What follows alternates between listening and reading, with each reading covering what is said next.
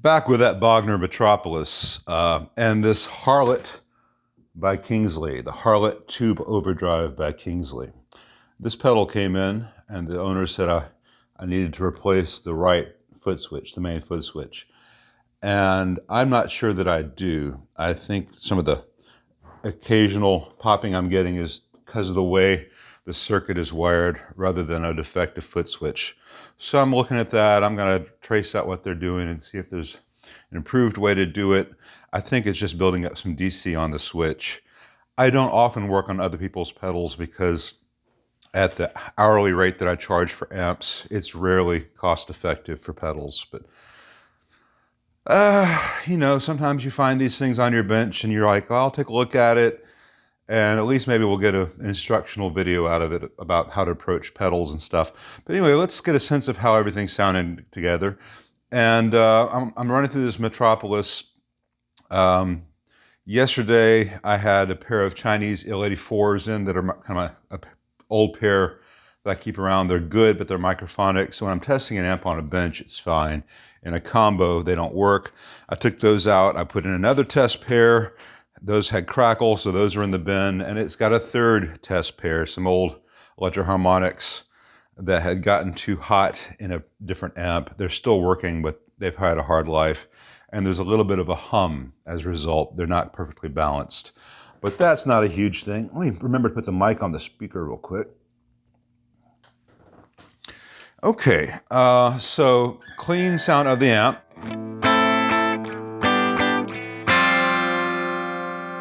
And if you saw that tiny little video I did last night showing the new master volume pot, it actually works now.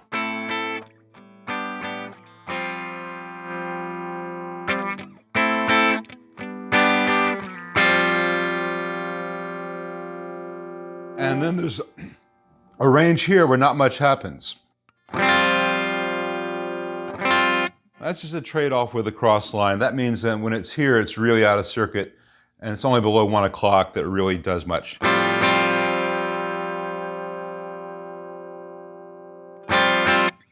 And that's a lot better than either always being attenuating like a lot of them are, or as this was in stock, where it only did anything from 9 o'clock down to 8 o'clock. I guess 7 o'clock. So, put it right here.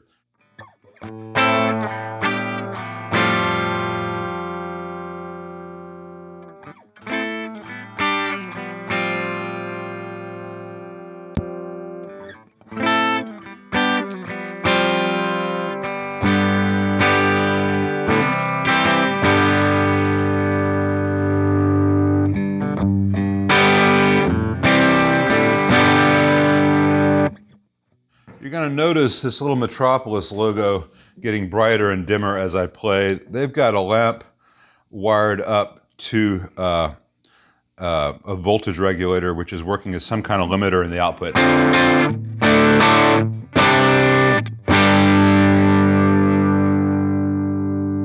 I've not traced it out.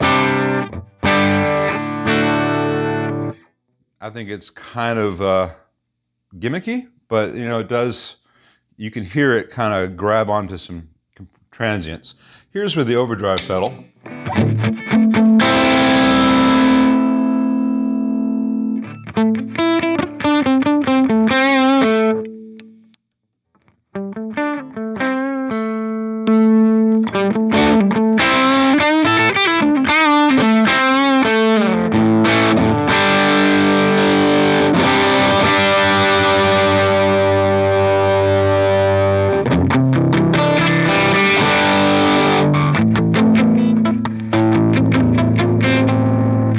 Remember how to play.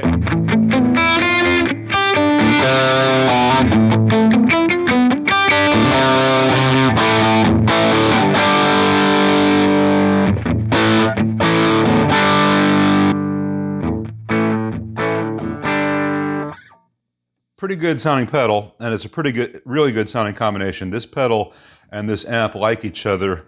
Where the mids are voiced on this pedal works with where the mids are voiced on this amp, works with this greenback. It really is pretty versatile.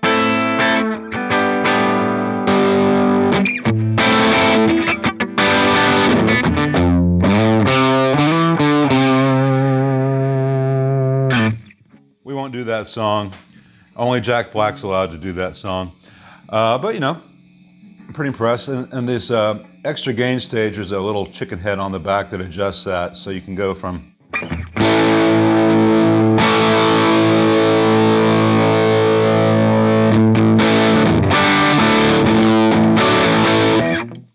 there's a gain, a volume, a tone. There's a 3-position low end switch.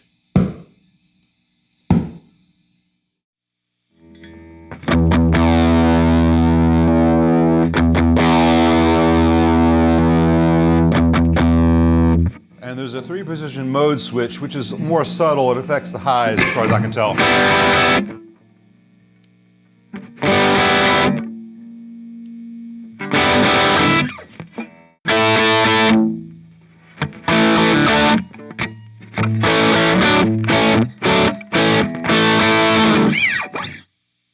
Kind of cool.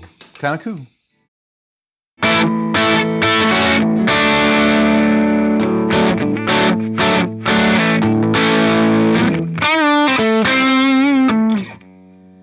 Anyway, back to the question that the owner of this Harlot, that's an awkward sentence. I've not had the behavior on this foot switch of anything I would consider a failure of the physical switch, or at least not that I'm sure is. I need to see how it's wired to see if there's a DC buildup.